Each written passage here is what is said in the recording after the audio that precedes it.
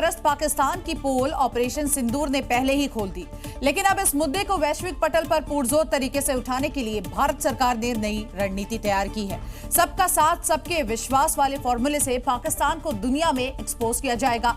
इसके लिए भारत सरकार ने अलग अलग राजनीतिक दलों के 7 प्रमुख नेताओं की टीम बनाई है, जो कि 40 सांसदों को लीड करेगा और तमाम देशों में पाकिस्तान के ऊपर जमी आतंक की जो परत है उसको परत दर परत खोलेंगे। भारत ने अब ठान लिया है पाकिस्तान को आतंकी मुल्क के तौर पर दुनिया के सामने बेनकाब करना है। सिर्फ बयानों से ही नहीं, बल्कि ठोस दस्तावेजों और सबूतों के साथ दुनिया को बताया जाएगा कि पाकिस्तान आतंक का गढ़ है। जहां तक सुबह मुझे जानकारी मिली है कि मेरी अगुवाई में जो डेलीगेशन जाएगा वो सऊदी अरेबिया, बहराइन, कुवैत और अल्जीरिया जाएगा। पाकिस्तान के खिलाफ भारत की ये अब तक की सबसे बड़ी कूटनीतिक रणनीति है। सर्वदलीय प्रतिनिधिमंडल को तैयार कर लिया गया है, जो अलग अलग देशों का दौरा करेंगे और पाकिस्तान का असली चेहरा दुनिया के सामने लाएंगे। इस दौरान अमेरिका, ब्रिटेन जैसे देशों का दौरा किया जाएगा। पाकिस्तान प्रायोजित आतंकवाद पर फोकस रहेगा। आतंकी अड्डों के लिए पाकिस्तान में फंडिंग के सबूत दिखाए जाएंगे। भारत में बैक टू बैक हो रहे आतंकी हमलों की जानकारी दी जाएगी और बताया जाएगा कि कैसे मुनीर के इशारे पर पहलगाम आतंकी घटना हुई। इन तमाम मुद्दों को वैश्विक मंचों पर उजागर किया जाएगा। मुबारकबाद देना चाहता हूँ सत्ता पक्ष के लोगों को कि उन्होंने हमारी बात सुनी और एक ऑल पार्टी डेलीगेशन गया।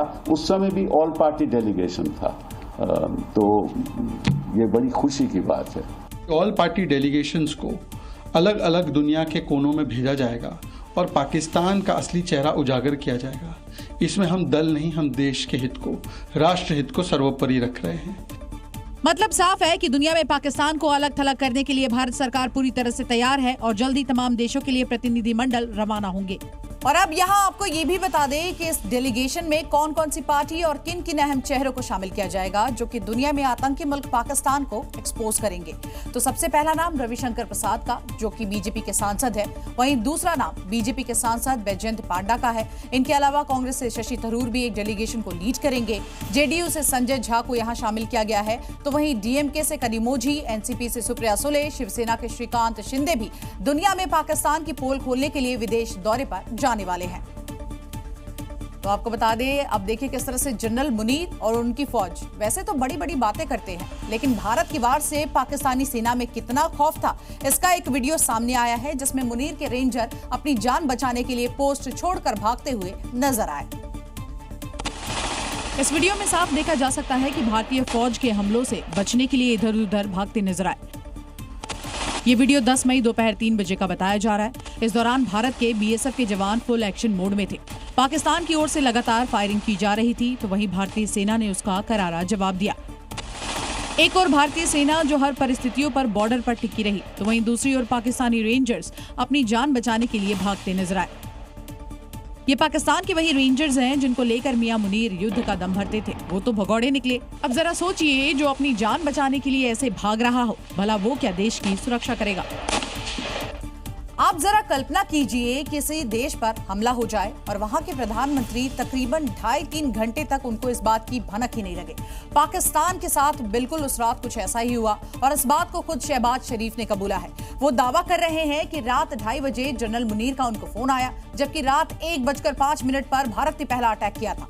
सवाल ये है कि पीएम शहबाज को क्या मुनीर ने अंधेरे में रखा, या मुनीर को भी अटैक की भनक तक बिल्कुल भी नहीं लगी? क्योंकि सच को छिपाना पाकिस्तान के लिए इतना भी आसान नहीं था। पाकिस्तान में इंडियन एयरफोर्स ने रात को जो तबाही मचाई, उसकी जानकारी शहबाज शरीफ को 2 घंटे बाद पता चली। आसिम मुनीर ने फोन करके बोला, जनाब भारत ने हमला कर दिया है। शहबाज शरीफ ने पूछा, कहां और कब?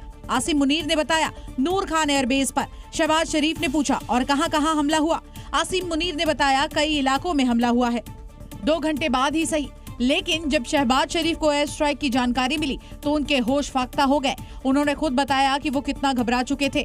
पाकिस्तानी मीडिया और सरकार अपनी आवाम को धोखे में रखते हुए भारत के हमले को छिपाने में जुटी रही, लेकिन अब पाकिस्तान के प्रधानमंत्री खुद इस बात को कबूल रहे हैं कि भारत ने पाकिस्तान के एयरबेस को निशाना बनाया।